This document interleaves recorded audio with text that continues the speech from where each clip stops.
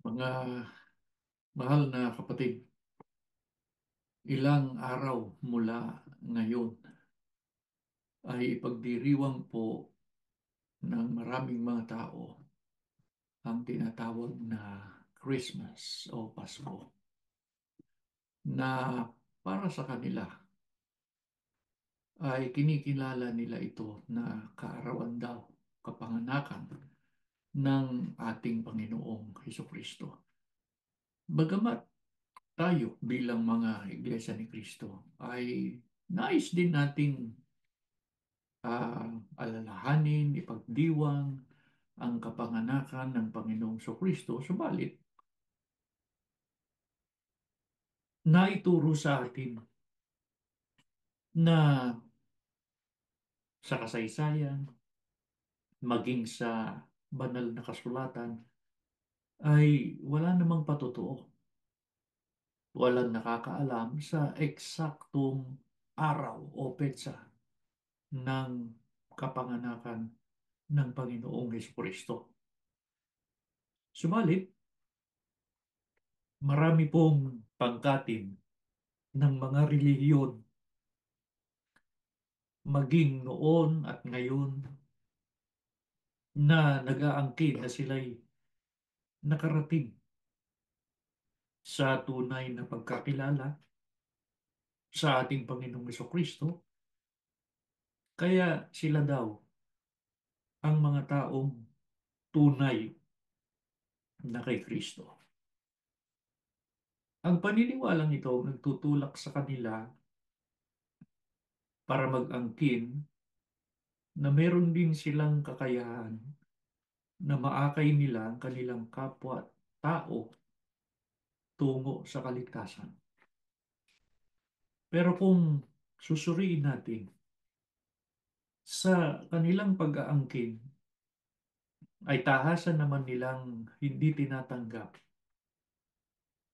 ang kahalagahan ng iglesia tungkol sa kaligtasan.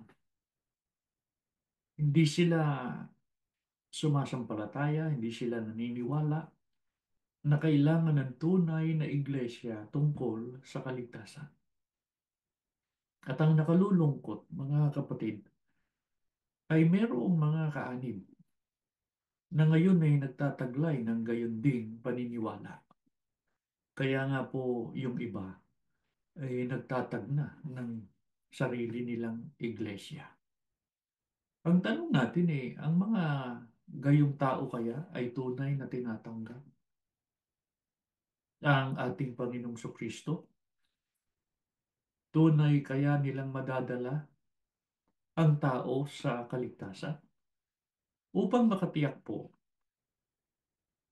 ang tao na siya ay tunay na kay Kristo, kailangan munang matutunan niya ano ang nangyari nung una sa mga naghanap sa ating Panginoong Kristo noong siya ay ipanganak.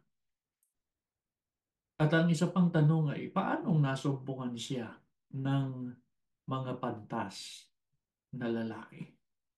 Kaya simulan natin ang ating pag-aaral sa katanungang sang-ayon sa hula ng Biblia.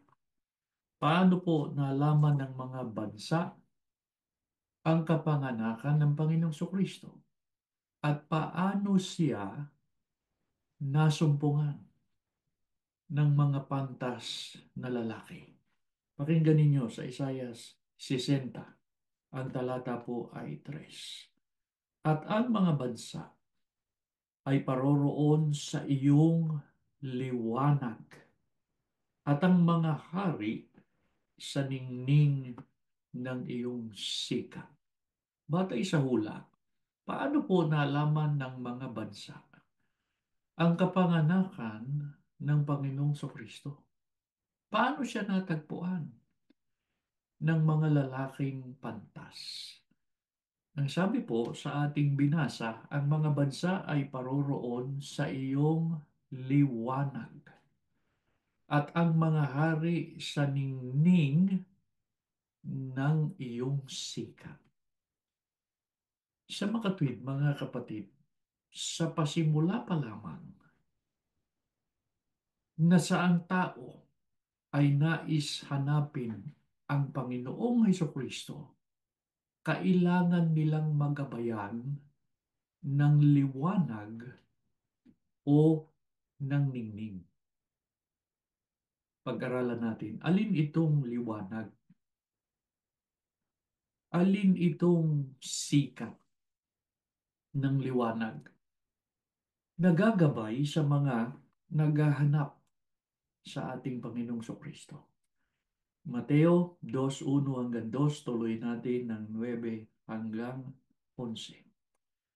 Nang ipanganak nga si Jesus sa Bethlehem ng Judea, sa mga kaarawan ng Haring Herodes, narito ang mga pantas na lalaki ay nagsidating sa Jerusalem mula sa silanganan, na nagsisipagsabi, saan naroon ang ipinanganak na hari ng mga Hudyo? Sapagkat aming nakita ang kanyang bituin sa silanganan, at naparito kami upang siya ay sambahin.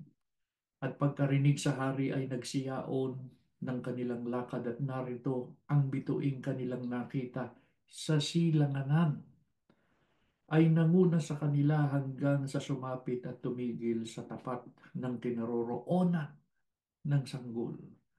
At nang makita nila ang bituin, ay nangagalak sila ng di kawasang galak. At nagsipasok sila sa bahay nang nakita nila ang sanggol na kasama ang kanyang inang si Maria. At nangagpatira pa sila, nangagsisamba sa kanya. At pagkabukas nila ng kanilang mga kayamanan, ay inihandog nila sa kanya ang mga alay na ginto, kamangyan, at mira. Alin po itong liwanag na gagabay sa mga naghahanap sa ating Panginoong Kristo? Ang sabi po sa ating binasa ay nakita nila ang kanyang bituin sa silanganan. Ang bituing kanilang nakita sa silanganan. Yon ang gumabay sa mga pantas na lalaki, kaya nasumpungan nila ang Panginoong Kristo. Ito ang sinundan nila na liwanag.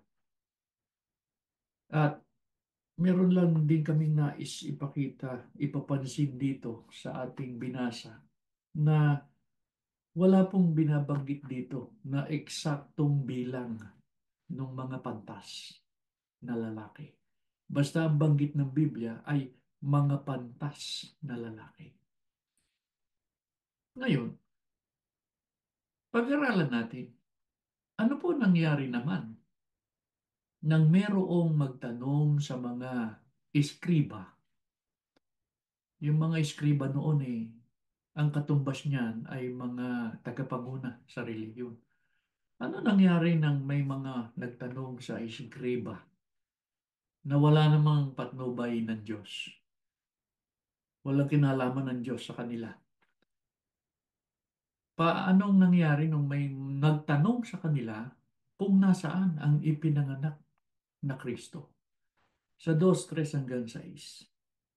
Pakinggan natin, mga kapatid, ang sinasabi. Nang marinig ito ng haring si Herodes, ay nagulumihanan siya, pati na ng buong Jerusalem. At pagkatipon sa lahat ng mga pangulong saserdote at mga eskriba ng bayan, ay siniyasat niya sa kanila kung saan kaya ipinanganak ang Kristo. At sinabi nila sa kanya, sa Bethlehem ng Judea, sapagkat ganito ang pagkasulat ng propeta. At ikaw, Bethlehem, na lupa ng Huda, at sa anumang paraan ay hindi ikaw ang pinakamaliit sa mga pangulong bayan ng Huda, sapagkat mula sa iyo ilalabas ang isang gobernador na siyang magiging pastor ng aking bayang Israel. Ano po ang nangyari nang merong magtanong sa mga pangulong saserdote, sa mga eskriba, na ang katumbas ay mga leader sa relihiyon na wala namang patnubay ng Diyos. Walang kinalaman ng Diyos sa mga taong ito. May nagtanong, nasaan ang ipinanganak na Kristo? Ano po ang isinagot nila? Ang sabi nila dun sa nagtanong, sa Bethlehem ng Huda. Pero, saan galing yung sagot na yun? Binasa lang nila yung nakasulat sa kautusan. Hindi nila nasabi kung saan ang eksaktong dako kung nasaan ang ipinanganak na Kristo. Kinote lang nila yung kanilang binasa o yung nakasulat. Kaya ano po ang dapat nating mapansin, mga kapatid? Sa pasimula pa lamang din, hindi lahat ng tinatawag na mga tagapanguna ng relihiyon ay makapagpaliwanag, maipakita ang liwanag para makarating ang tao kay Kristo. Pansinin po natin yan, tatandaan natin yan. Kaya ang kasunod nating tanong, ano at sino ang patuloy na gagabay at magdadala sa mga tao sa liwanag, sa katwiran, sa kaligtasan? Pakinggan natin. Ang nakasulat po dito sa aklat ng Daniel sa 12:3. At silang pantas ay sisilang na parang ningning ng langit at silang mga babalik ng marami sa katwiran ay parang mga bituin magpakailanman. Ang tanong natin ay ano at sino ang patuloy na gagabay at magdadala sa mga tao sa liwanag, sa katwiran, sa kaligtasan? Ang sabi po sa ating binasa, silang pantas ay sisilang na parang ningning ng langit. Pag sinabing ningning, liwanag. Silang magbabalik ng marami sa katwiran ay parang bituin magpakailanman. Ningning, bituin, liwanag. Sino itong tinutukoy na ito? Ang sabi po sa talatay, silang magbabalik ng marami sa katwiran. Kaya ito ay kasangkapan ng Diyos. Alamin natin, alin yung katwiran na magdadala sa tao sa kaligtasan? Basahin po natin ang nakasulat dito sa Rome sa 1:16 hanggang 17. Sapagkat hindi ko ikinahihiya ang ebanghelyo, sapagkat siyang kapangyarihan ng Diyos sa ikaliligtas ng bawat sumasampalataya, unay sa Hudyo, gayon din sa Griego. Sapagkat dito ang katwiran ng Diyos ay nahahayag mula sa pananampalataya hanggang sa pananampalataya. Gaya ng nasusulat, ngunit ang ganap ay mabubuhay sa pamamagitan ng pananampalataya. Alin po yung katwiran na magdadala sa mga tao sa kaligtasan? Ang katwiran ay salita ng Diyos na nakasulat sa Biblia. Pero sino po ang kakasangkapanin para ang tao ay makarating sa katwiran, makarating sa liwanag? Ang sabi po kanina ang mga pantas na sisilang. Kaya alamin natin, sino yung mga pantas na yan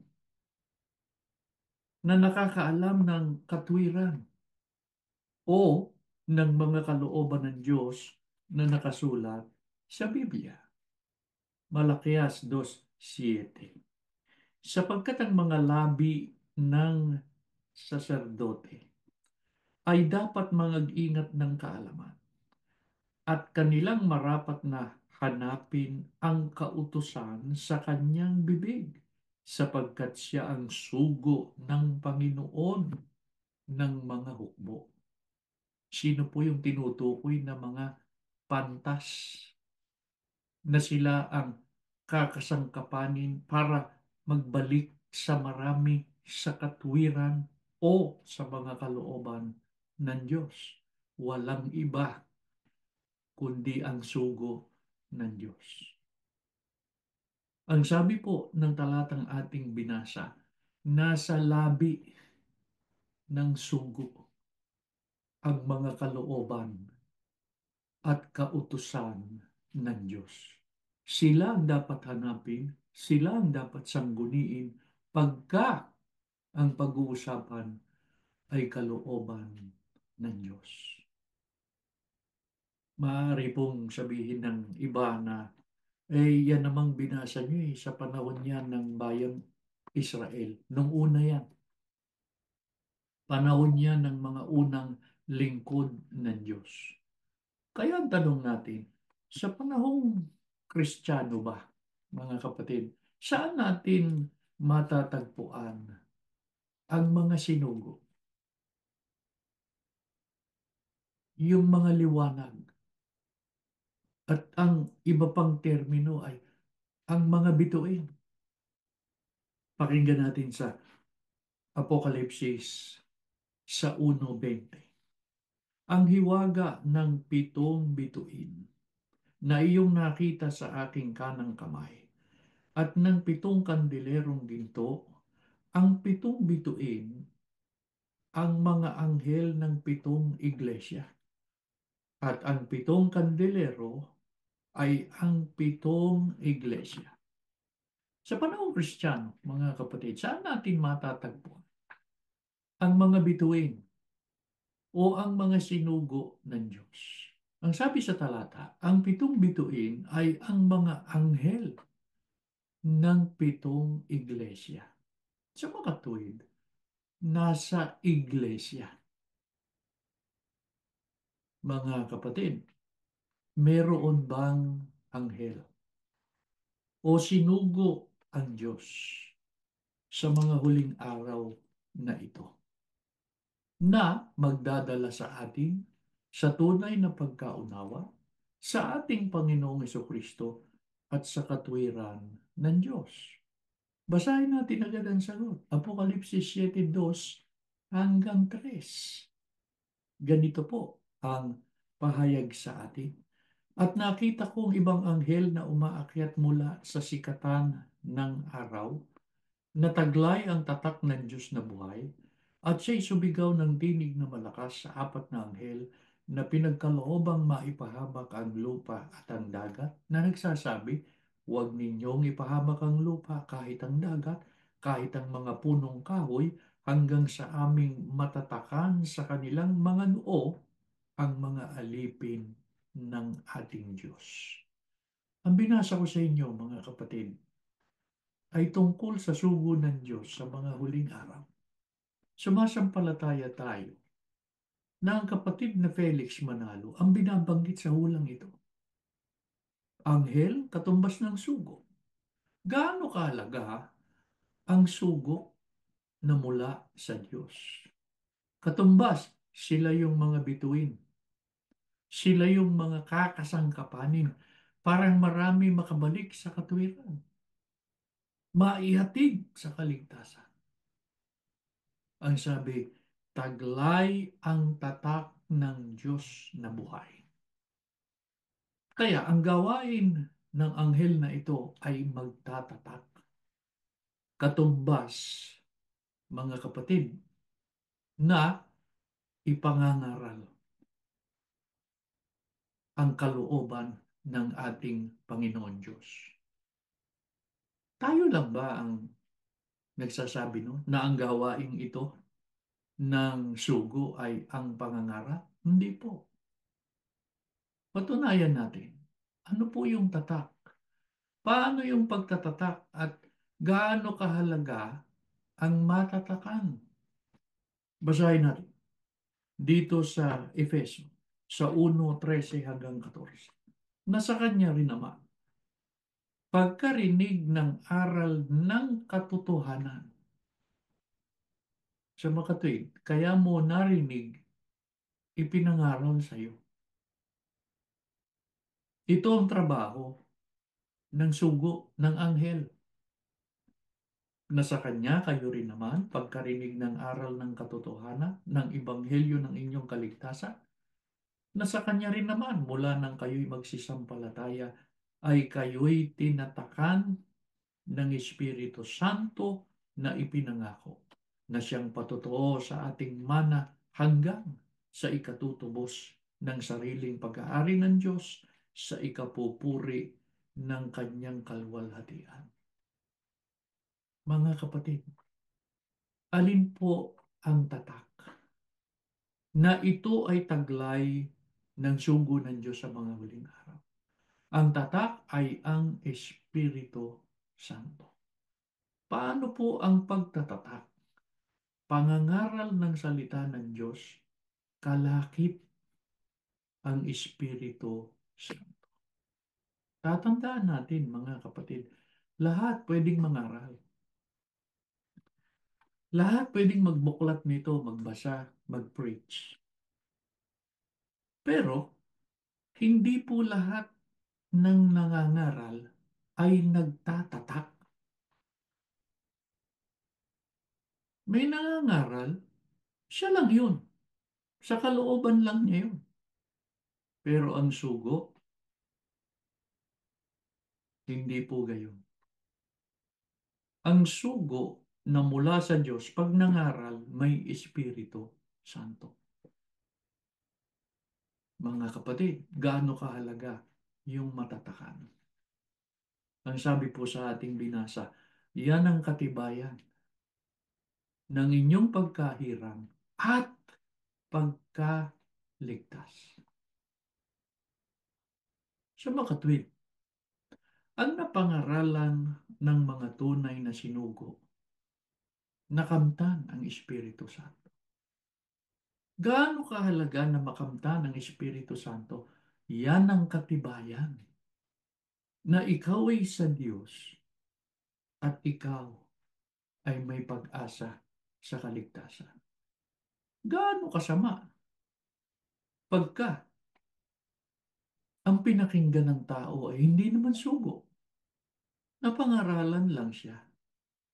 Hindi siya nakarating kay Kristo. Hindi siya nakarating sa liwanag. At hindi siya nagkaroon ng pag-asa sa kaligtasan.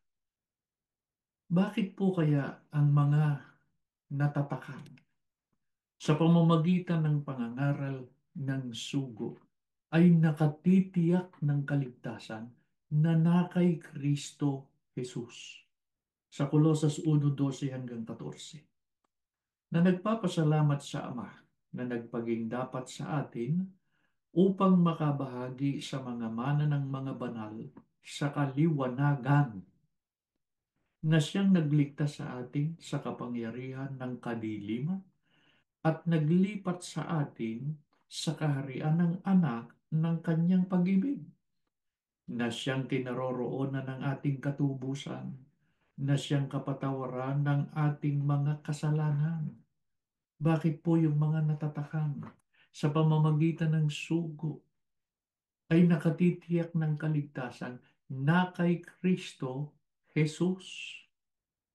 Ang sabi ni Apostol Pablo, na siyang nagligtas sa atin sa kapangyarihan ng kadiliman. Noong wala pa tayo sa katawan ni Kristo, noong hindi pa tayo tinatawag para maging bahagi ng katawan o ng iglesia, naroon tayo sa kadiliman. Pero sa pamamagitan ng sugo, mula sa kadiliman na yon, inilipat tayo sa kaharian ng anak ng Diyos. Alin po ba yung kaharian ng anak ng Diyos? Walang iba kundi ang kanyang katawan o ang tunay na iglesia. Anong naroon sa kaharian ng anak o sa katawan ni Kristo o sa tunay na iglesia? Naroon ang kapatawaran ng kasalanan. Naroon ang katubusan. Kaya, naroon ang kaligtasan. Kaya mga kapatid, napakahalaga ng iglesia sa kaligtasan. Kailangan ang iglesia sa kaligtasan. Hindi po totoo yung sinasabi ng iba na ang kailangan lang relasyon kay Kristo. Hindi na kailangan ng iglesia. Malaking kasinungalingan. Bakit po gayon ang paniniwala ng marami? Sapagkat hindi naman sila nadala sa liwanag. Hindi naman sila sumunod sa liwanag. Hindi naman nila tinanggap ang mga kalooban ng Diyos. Kaya mapalad tayo eh. Napakabuti ng Diyos sa atin eh. Binuksan niya ang ating isip, ang ating pangunawa na hindi nangyari sa iba. Maraming napangaralan pero hindi sumampalataya. Tayo na sumampalataya at hanggang ngayon sumasampalataya at naninindigan sa katotohanan. Ano hindi dapat na mangyari? Natatakan na tayo eh. Basahin natin ang sagot, mga kapatid. Dito sa Mateo 13, ang talata po'y 19. Kung ang sino man ay nakikinig ng salita ng kaharian, at ito'y hindi niya napag-uunawa, ay pinaroroonan ng masama at inaagaw ang nahasik sa kanyang puso, ito yaong nahasik sa tabi ng daan. Ano po ang hindi dapat na mangyari? Doon sa mga natatakan na sa pamamagitan ng tunay na sugo na mula sa Diyos. Huwag tayong papayag na maagaw sa ating ang mga salita ng Diyos. Sino ba ang pangunahin na maaaring makaagaw ng mga salita ng Diyos na nahasik sa ating puso? Tinanggap natin at sinampalatayanan. Walang iba, kundi ang Diablo. Tatandaan natin, mga kapatid, noon nasa kapangyarihan tayo ng Diablo. Pero salamat sa Diyos, nagsugo siya. Nilipat tayo sa kaharian ng Diyos. Ngayong narito na tayo, huwag tayong papayag maagaw muli ng kadiliman. Mga kapatid, hindi naman ang mangyayari ang Diablo mismo. Ang aagaw sa salita ng Diyos na nahasik sa ating puso. Hindi. Gagamit yan ng mga kasangkapan. Mga ngaral din yung gagamitin niyang mga kasangkapan. Huwag tayong padaya. Sa ano po itinulad, mga kapatid? Yung mga ngaral daw, tagapagturo daw. Pero, hindi naman sugo. Mga humiwalay naman sa tunay na aral. Totoo kaya na madadala din nila ang mga tao sa liwanag sa ating Panginoong Kristo? Higit sa lahat, sa kaligtasan. Pakinggan nyo kung sa ano sila itinhulan.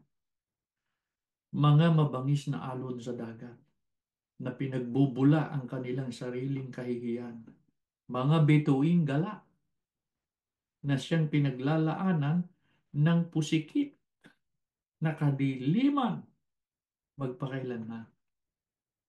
Bituin rin pala eh. Pero pansinin nyo mga kapatid, bituing gala. Mga kapatid, ano ang inilalaan dito sa mga bituing gala na ito? Ito yung mga bulaang propeta. Ang sabi, pinaglalaanan ng pusikit ng kadiliman. O di hindi liwanag, kundi dilim. At kung itataas po natin yung pagbasa, yung talatang 12, kasi 13 yung binasa natin eh. Anong nakalagay doon? Ang mga ito'y pawang mga batong natatago sa inyong piging ng pag-iibigan. Delikado. Nasa kalagitnaan natin. Ibig sabihin eh, nasa paligid lang natin. Kung sila'y nakikipagpiging sa inyo, o nakikihalubilo eh. Mga pastor na mga walang takot. Isipin nyo, mayroong nagsasabi, nagtuturo na kulang ang itinuro ng sugo. May mga bagay na hindi na ituro ang kapatid na Eranio Manalo. Walang takot.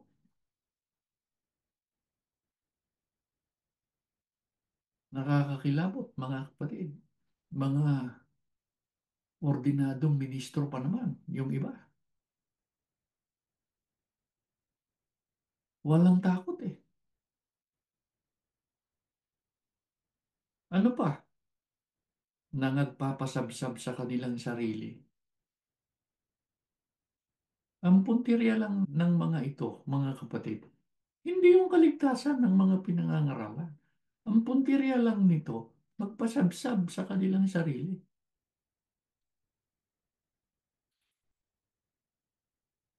Ano pa? Mga punong kahoy sa tagginaw na walang bunga na makalawang namatay, na binunot pati ugat, alapaap na walang tubig na tinatangay ng mga hangin. Kaya alam nyo, naaawa tayo dun sa mga nadaya eh, ng mga bulaang mga tagapangaral. At lalong kaawa-awa, yung mga nasa liwanag na, nadaya ulit.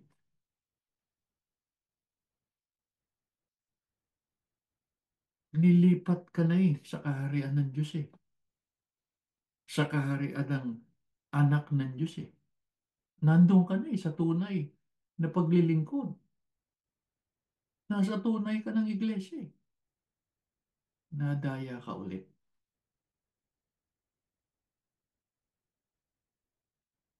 Kung sa bagay, mga kapatid, wala naman tayong magagawa eh. Kung halimbawa, may nadadaya pa, may nahihiwalay pa, kalooban ng Diyos yun.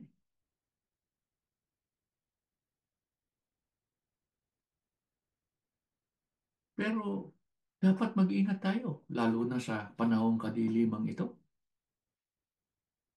Sa panahon ng kadilimang ito sa mundo at sa nagpapatuloy po na kalagayan ng Iglesia sa kasalukuyan. Ano ang dapat nating panghawakan para manatili tayong matatag sa ating pag-asa sa kaligtasan? Huwag tayong madaya. Pakinggan ninyo, mga kapatid, sa ikalawang Pedro 1:19 at 10. At kami ay mayroong lalong panatag na salita ng hula na mabuti ang inyong ginagawa kung ito'y inyong sinusundan na gaya ng sa isang liwanag na lumiliwanag sa isang dakong madilim hanggang sa pagbubukang liwayway at ang tala sa umaga ay sumilang sa inyong mga puso. Talatang 10. Kaya nga mga kapatid, lalong pagsikapan ninyo na mga panatag kayo sa pagkatawag at pagkahirang sa inyo, sapagkat kung gawin ninyo ang mga bagay na ito, ay hindi kayo mga titisod kailanman. Mga kapatid, Sa panahong ito na ang mundo'y napakadilim, wala na tayong maaasahang liwanag pa sa mga nangyayari sa mundong ito.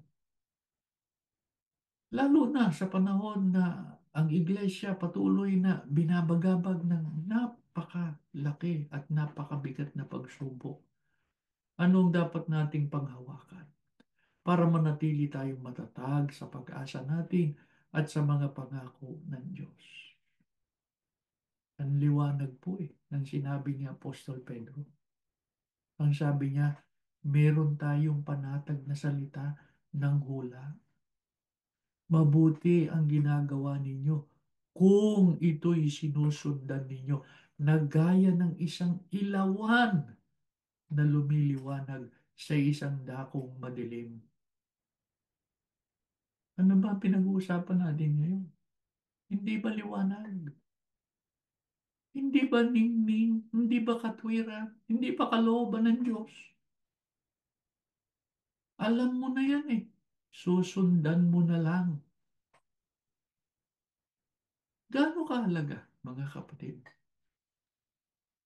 Pagka yung panatag na salita ng hula na ibiniyaya sa atin, sinundan natin bilang liwanag na gumagabay sa atin. Ang sabi ni Apostol Pedro, hindi ka matitisod kailanman. Kaya tama yung ginawa ng marami sa inyo eh. Nanindigan kayo sa panig ng katwiran. At hindi kayo papanig sa masama. Hindi kayo pupunta sa dilim. Hindi yun ang susundan ninyo, kundi yung liwanag. Pero mga kapatid, hindi pa tapos ang ating paglalakbay. Patuloy pa ang ating paglalakbay. Kapatid, madilim po ang mundo. Kaya nga ang sabi ni Apostol Pedro, yung hula sa inyo, yun ang liwanag nyo.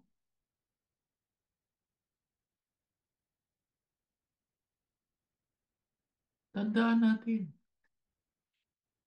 nang sabihin ng Diyos, maliligtas kayo, ang kaligtasan ninyo dumarating. Totoo yun. Liwanag yun para sa atin. Huwag nating gawing sinungaling ang Diyos. Gaya ng ginawa ng ilan na hindi na nananalig sa kanyang mga katwiran, hindi na nananalig sa kanyang mga pangako. Huwag! Napakasama nun. Pero kung susundan natin ang liwanag, susundan natin yung panatag na salita ng hula para sa atin, hindi tayo maliligaw kailanman. Paano po kung ang pagsubok na dumarating sa atin, mag-igting pa?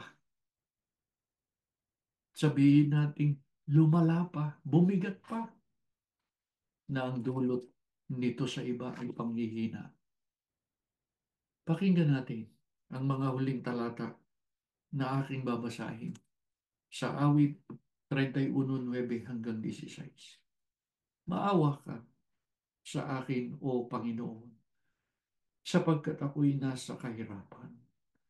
Ang aking mata namumugto sa kapanglawan. Oo, ang aking kaluluwa at ang aking katawan.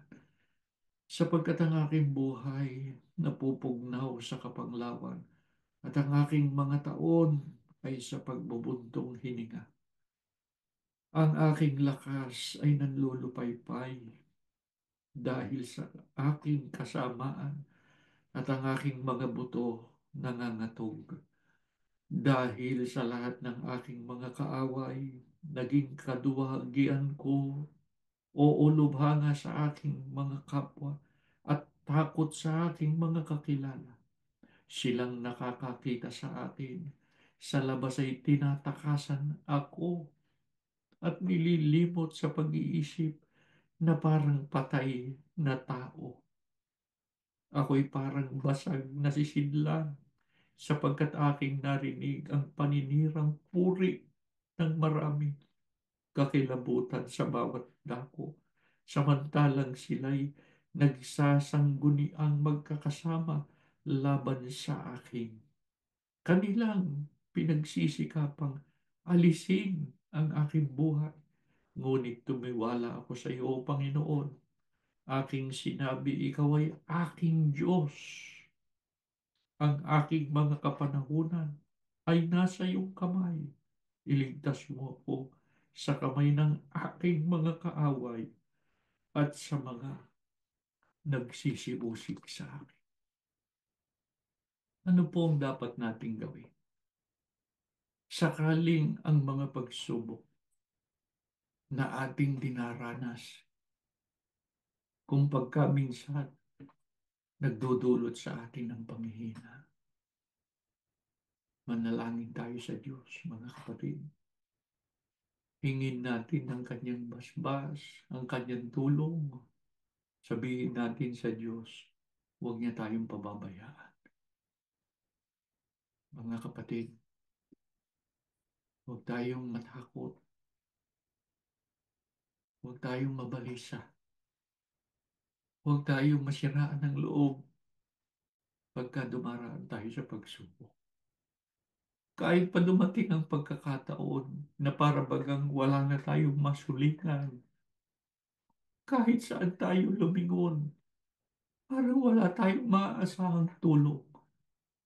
Mga kapatid, sa gayong mga pagkakataon, doon nahahayag ang kapangyarihan ng Diyos.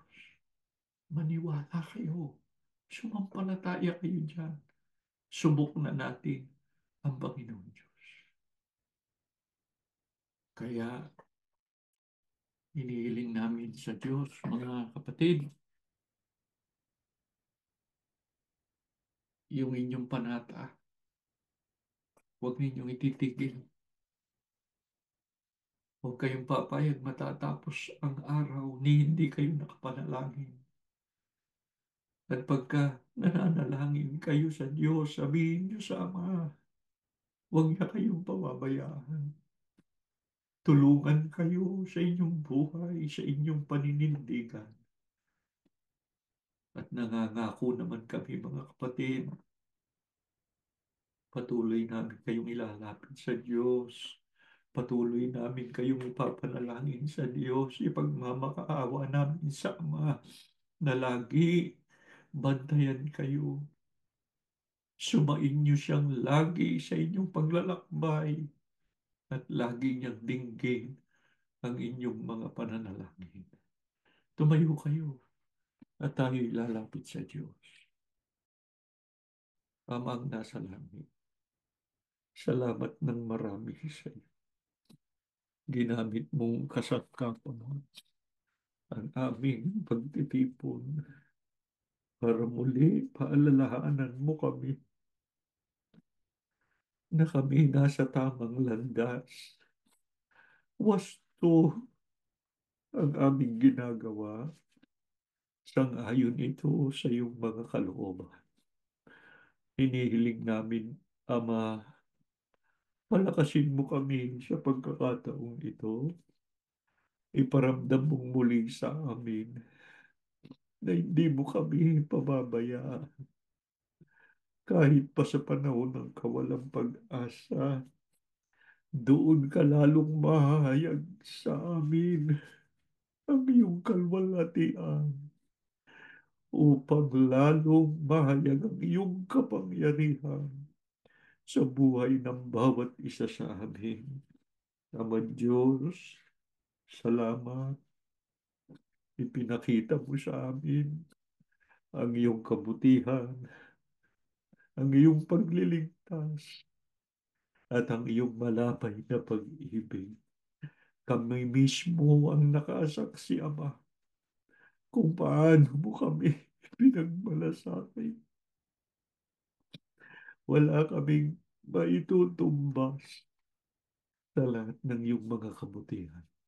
Alalahanin mong aming mga kapatid, saan man sila naroon, O Diyos ng langit, loobin mo, wala nang mawala ng pag-asa, wala nang mahiwalay. Lahat kami makapanatili sa matuwid na mga paglilingkod sa iyo. Aman Diyos, ang buhay na pahiram mo sa amin, tulungan mo kami, magugol namin, lalo na sa kabanalan, sa pagsunod, sa mga paglilingkod sa iyo, at ang bagay na aming mga kailangan ay idaragdag mo naman sa amin. Purihin ka, Ama, sambahin ka, dakilain ang iyong pangalan. Sino man ang may karamdaman, pagalingin mo po. At nawa po ang nalalabing panahon pa namin sa aming mga paglalakbay. Magugol namin sa pagpupuri sa iyo. Sa ngalan ni Jesus na dakila naming tagapagligtas. Amen.